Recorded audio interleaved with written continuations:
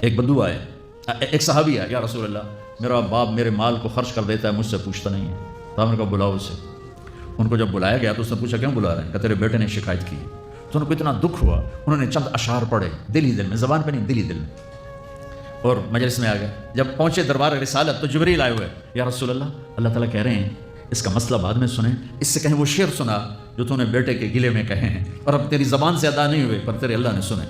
تو آپ نے اس سے فرمایا اچھا بھائی تیری گل تو میں بعد میں سنوں گا، تو پہلے وہ میں نے شعر سنا۔ انہوں نے کہا اشہد انک رسول اللہ، میں گواہی دیتا ہوں آپ اللہ کے رسول ہیں۔ یا رسول اللہ میں نے دکھ میں چند اشعار زبان سے نہیں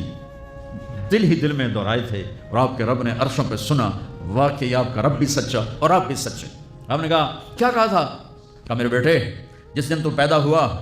ہم نے اس دن اپنی ذات کے لیے جینا چھوڑ دیا، ہم نے تیرے لیے زندگی کا سفر شروع کیا، اپنی ساری جوانی کا رس نچوڑ کے تیری ہڈیوں میں ڈال دیا، میں بوڑھا ہوتا گیا تو پروان چڑھتا گیا، میری کمر جھک گئی تیری کمر اٹھ گئی، میری ٹانگوں سے جان نکل گئی تیری ٹانگیں مضبوط ہو گئیں، میرے ہاتھ کانپنے لگے تیرے ہاتھ مضبوط ہوئے، میں لڑکھڑانے لگا تو اترانے لگا، تو مجھے خیال آیا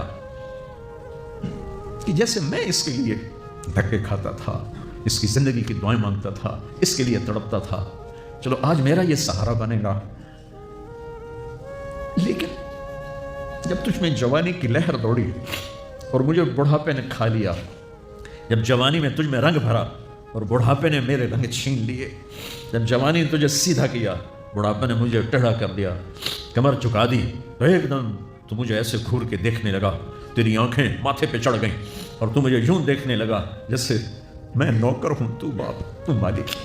تو میں نے اپنی 30 سالہ زندگی کو جھٹلا دیا کہ ہاں میں باپ نہیں ہوں، میں نوکر ہوں، یہ میرا سردار ہے، اگر یہ بیٹا ہوتا تو یوں تو نہ کرتا۔ اس نے میری راتوں کے تڑپنے کو بھلایا، میرے گرمی سردی سے لڑنے کو بھلایا، اپنی خوشیوں کو دفن کر دیا اپنے سینے میں، قبرستان بنا دیا اپنے سینے کو، اپنی خواہشات کا اور اپنی خوشیوں کا، اور آج تو مجھ سے ایسے بات کرتا ہے جیسے میں نوکر ہوں اور تو میرا آقا ہے۔ اچھا میرے بیٹے میں نوکر صحیح تو سب پر میں تیرا پڑوسی تو ہوں، بندہ پڑوسی سے پوچھ ہی لیتا ہے کیا حال ہے، کوئی ضرورت تو نہیں، اتنا ہی پوچھ لیتے۔ دیکھو میں آج رو رہا ہوں، یہ بڑے دردناک اشعار ہیں، میری اردو میں اتنی وسعت نہیں ہے کہ میں ان اشعار کا درد سمجھ سکوں اردو کے الفاظ میں، لیکن اتنا بتاتا ہوں کہ میرے نبی روتے روتے ہچکی لگی، اتنا رو۔ آپ نے اس بچے کے گریبان کو یہاں سے پکڑ کر دفع ہو جا، میری نظروں سے دور ہو جا، انت و مالک لابیک، تیرا سب کچھ تیرے باپ کا ہے، یہی باپ آج تمہارے ہاتھوں ذلیل ہو رہے ہیں۔